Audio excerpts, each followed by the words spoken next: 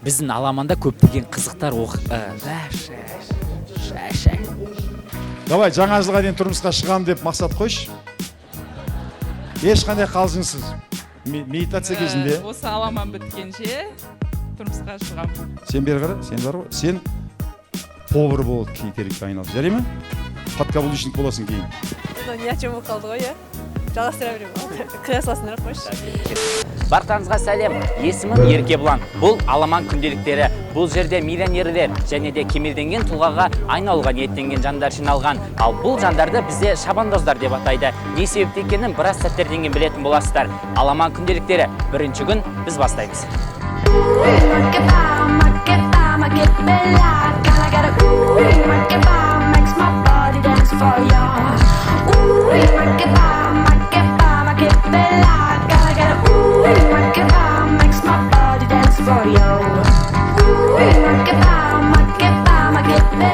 Ал бұл жерде сөзін ұмытқам.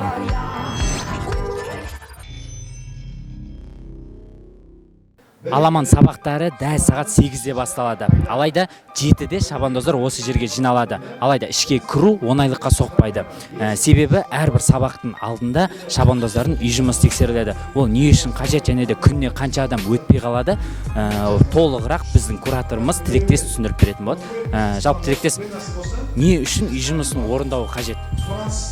Үй жұмысын берілетін тапсырмаларды орындап, берілетін инструменттерді дұрыстап қолдана білу үшін уақытылы.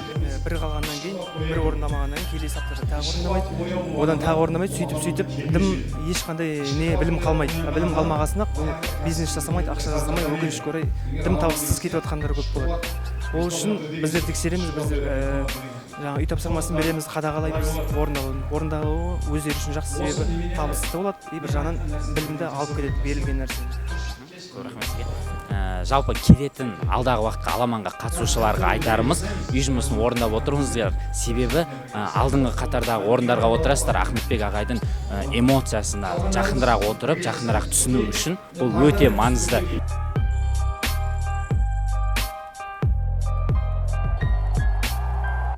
Біздің аламанда көптеген қызықты оқиғалар орын алып тұрады. Дәл қазір сондай қызықты оқиғалардың бірі болып жатыр. Ахметбек ағайға бір шабандозымыз 2 айдың ішінде аламан аяқталғанға дейін тұрмысқа шығамын деп уәде берді. Жұмыста айтты бір қыз. Жота сен біртүрлі болып жүрсің, тұрмысқа шығайын деп жүрген жоқсың ба? Тұрмысқа шығайын деп тұрат шығасың тұрмысқа. Биыл енді давай, жаңа жылға дейін тұрмысқа шығам деп мақсат қойшы. Ешқандай қалжыңсыз.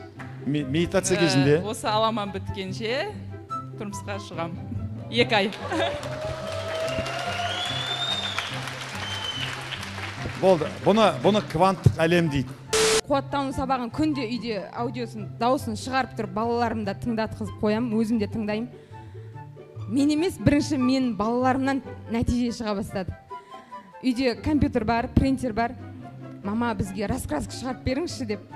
Қызым мен ұлым мектепте оқиды. Екеуі 10 раскраска шығарып алып кетеді, мектепке барып сатып келеді. Мама, баяғыдан бері неге осылай жасамадық біз деп. Күнде енді қазір, күнде 10 алып кетеді, 20 теңгеден 30 теңгеден сатады, күнде әкеп ақша өткізеді маған. Мама, біз осы ақша таптық деп. Ертеңнен бастап қақпа жасаумен айналыс, жарай ма? Мен түрінен көріп тұрмын, қақпамен айналыса алады екенсің. Сен бері қара, сен бар ғой, сен повар болып кейтерекке айналыс, жарай ма? Көзіңі көріп тұр, тура повар болған әкешің, тамақты жақсы пісірған, подкаблучник боласың кейін. Так, сіз қарындас, Айнұр, сіз массажбен айналысыңыз. Жақсы ма? Ем бар екен, тура сенен аура шығып тұр, бар ғой? Аура, ұстаған адам демдеп жібересің. Сізге қалжың екен түсініп отырсыңдар ғой. Мүмкін емес қой. Аламан сабақтары бұл 2 бөліктен тұрады. Бұл түске дейінгі және түстен кейінгі. Түске дейін бізде Ахметбек ағайдың өзі сабақ береді. Бұл жерде мотивация, рухты көтеру және де кемелденген тұлғаға айналдыруға септігін тигізетін сабақтар болады. Ал түстен кейін бізде нақты құралдар беріледі. Бүгінгі біздің берілетін нақты құрал бұл копирайтинг. Сіздің сатылымыңызды көбейтуге тікелей әсер ететін, мәтін жазуды үйрететін болады. Бізбен бірге болыңыздар. Бұл аламан сабақтары. Кеттік.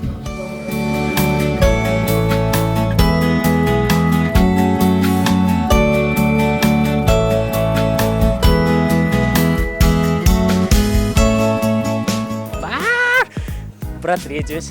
Түскі үзіліс.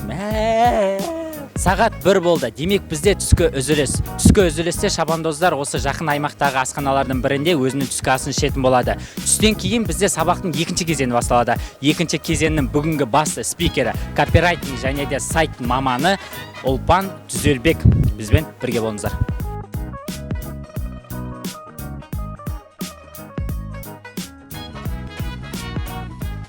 Бірер минуттан кейін біздің сабағымыздың екінші кезеңі басталады. Екінші кезеңіміздің бас спикері, сайт және копирайтинг маманы Ұлпан Түзелбек.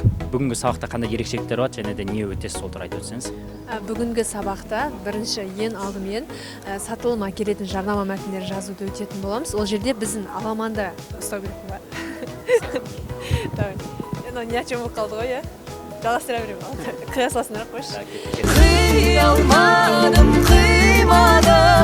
Аламанда өткізілетін бізде 7 құрал бар. Алдағы уақытта сол 7 құралдың барлығына керекті біз копирайтинг, яғни жарнама мәтін жазумен үйренетін боламыз. Ол жерде кез келген салаға және де кез келген мысалы өнім жаңағы өндіріс болсын, сауда болсын, қызмет түрі болсын, осыларға жазуды үйренетін боламыз және қай әлеуметтік желіге қандай жарнама өтетіндігін түсіндіретін боламыз.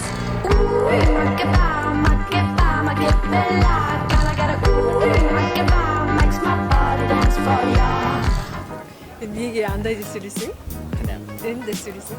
Ән? Ән деп айту керек қой, иә.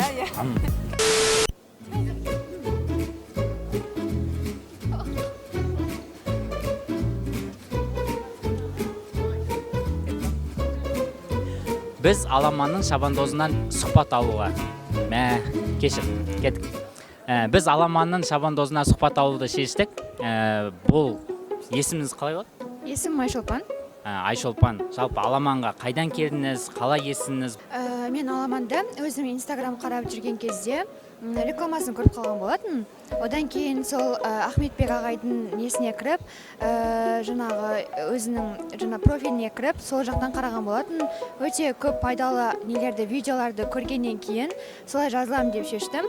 Солай мені жаңағы Нұргүл деген ханым, менеджерім, яғни сол кісімен сөйлесіп, осылай жазылдым. Қазір Аламан ұнап жатыр ма? Қандай өзгерістер болып жатыр өміріңізде? Аламан өте керемет, шынымды айтсам, көптеген өзгерістер алып келді мен үшін. Бір апта бұрынғы, мысалы басталғанда бір апта болды. Бір апта бұрынғы Айшолпан мен қазіргі Айшолпан екі түрлі. Шынымды айтсам, керемет, әлі соңына дейін аяқталмаса да, бір аптаның ішінде мен үшін көптеген өзгерістер болды. Не только мінезден, барлық өзімнің бизнесімнен де, мінезімнен де барлық жағынан өзгерістер бар. Аламанның қайбір сәті Аламанның қайбір сәті сізде Аламанның қайбір сәті сізге өте ұнайды. Мысалға, шабандоздар секіріп билеуі бар, болмаса сабақ өтуі, ағайдың сөйлеуі, нақты қайсысын айтар едіңіз?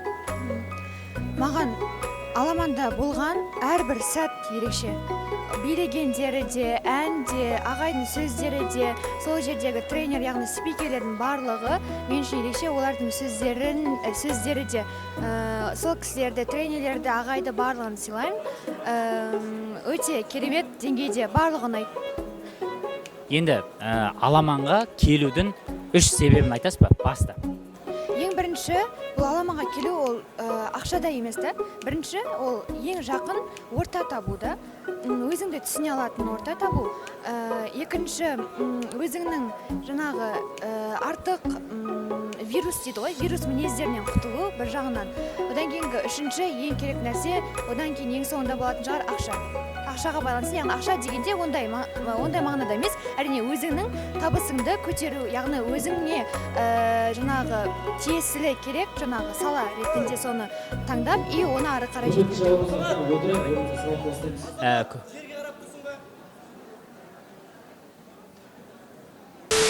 Аламанның 70% жастардан құралған. Құрметті жас жігіттер, егерде сүйкімді, сұлу, келбетті қыздарды іздесеңіздер, дәл осы жерден таба аласыздар. Себебі білімге ұмтылған қыздардың болашақта аяулы ана, аяулы жар атанатыны сөзсіз. Ал егерде қыздар, сіздердің арманыңыздағы жігіттер де дәл осы жерде отыр. Себебі рухы берік, білімі бекем жігіттер сіздерді болашақта әлпештеп, қуанышқа бөлеп, бақытқа бөлетіні сөзсіз.